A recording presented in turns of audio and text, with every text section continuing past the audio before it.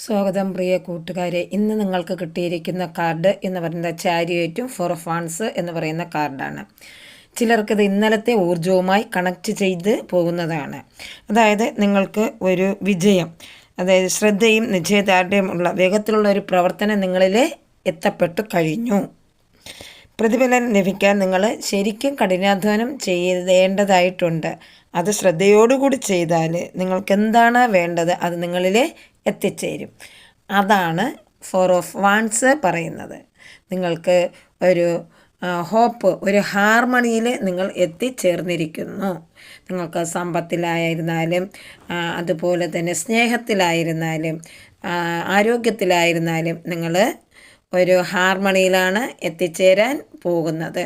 യൂണിവേഴ്സിനെ trust ചെയ്യുക. നല്ല ഒരു ദിവസം ആശംസിച്ചുകൊണ്ട് നിർത്തുന്നു. നന്ദി, നമസ്കാരം.